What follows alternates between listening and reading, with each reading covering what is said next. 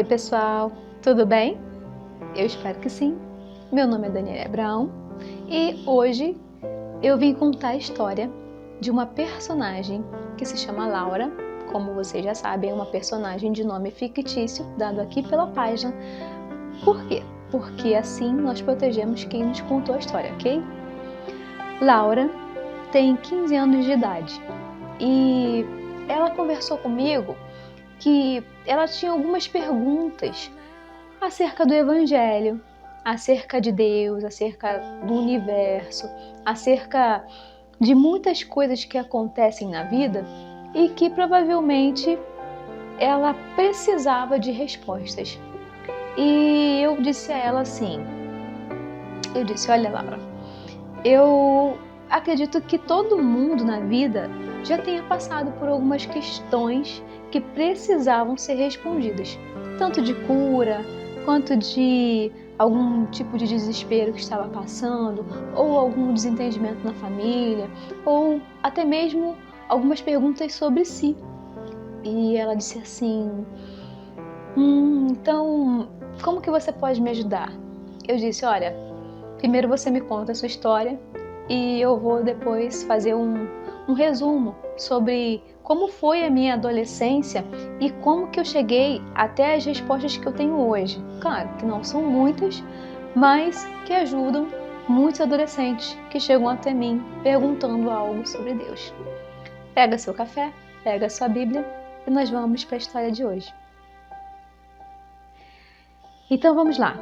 Laura me disse que alguns questionamentos são sobre a existência de Deus, sobre o que ela faz quando ela tem algum sentimento de muita raiva, o que ela faz quando ela tem algum problema de saúde, ou o que fazer quando algum tipo de relacionamento com os amigos ou com familiares não está dando certo.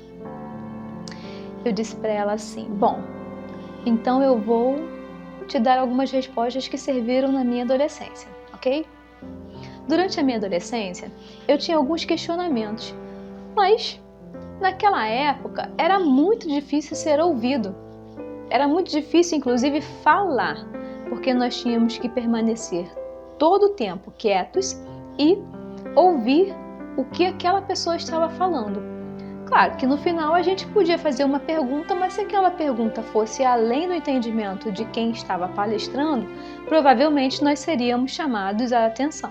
E eu me lembro que eu sempre fui muito argumentativa. Eu queria saber sobre tudo, sobre o que estava sendo ensinado, sobre o que estava sendo explicado naquele momento.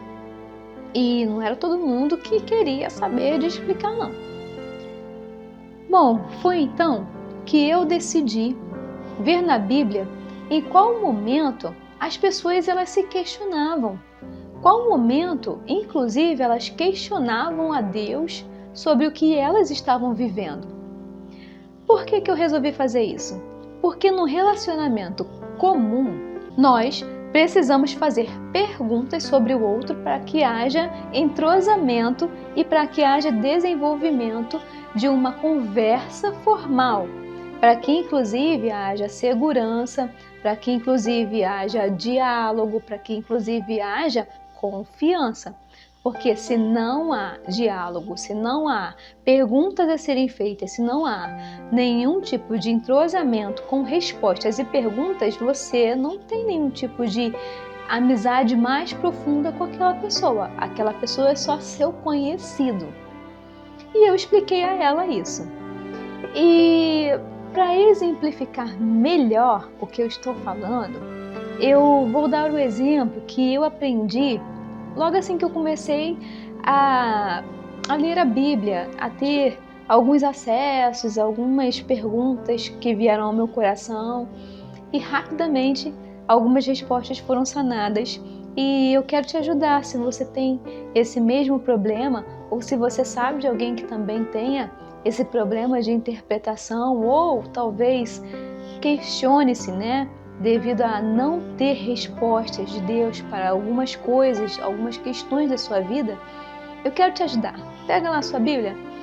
Vamos lá no Salmo de número 13. O Salmo ele foi escrito praticamente por Davi, né? Então, Davi ele disse assim para Deus, tá? Ele disse: ó Senhor Deus, até quando esquecerás de mim? Será para sempre? Por quanto tempo esconderás de mim o teu rosto? Até quando terei de suportar este sofrimento? Ou seja, ele estava sofrendo. Até quando o meu coração se encherá dia e noite de tristeza? Até quando os meus inimigos me vencerão? Ou seja, ele também sofria derrotas. Ó Senhor meu Deus, olha para mim e responde-me. Ou seja, ele pediu resposta. Dá-me forças novamente para que eu não morra. Assim, os meus inimigos não poderão se alegrar com a minha desgraça, nem poderão dizer: nós o derrotamos. Eu confio no teu amor. O meu coração ficará alegre, pois tu me salvarás, pois tem sido bom para mim. Cantarei hinos a ti, ó Senhor. Então eu fiquei pensando que o diálogo, as perguntas servem para fortalecimento, inclusive, da nossa fé. Quando Davi quis dizer para Deus, né? Até quando? Ele não estava simplesmente perguntando só o motivo do sofrimento dele não terminar. Ele estava fazendo com que uma amizade surgisse. Ele estava fazendo com que intimidade na adoração surgisse. Porque quando a gente fala, né, em adoração a Deus, a gente fala sobre intimidade. E intimidade tem que ter diálogo. Não tem como se estabelecer uma intimidade, um diálogo sem perguntas. E em que momento essas perguntas são feitas? Essas perguntas, a maioria das vezes, são feitas durante a oração. Mas esse é um outro processo, é uma outra explicação. E aí, eu fiquei pensando, bom, para resumir, o que a gente faz então, quando a gente tem algum problema? Primeiro, nos perguntamos por que estamos com aquele questionamento. Não achamos respostas? Então vamos perguntar a Deus qual é o motivo daquele sofrimento, ou daquela angústia, ou daquele problema que nós estamos passando. E Ele tem resposta, acredite. Ele tem resposta, talvez não do modo como a gente queira, tá? Vou lhe dar um exemplo que eu marquei aqui, bem lá atrás, lá na parte de Êxodo, quando Moisés é chamado. Vamos lá?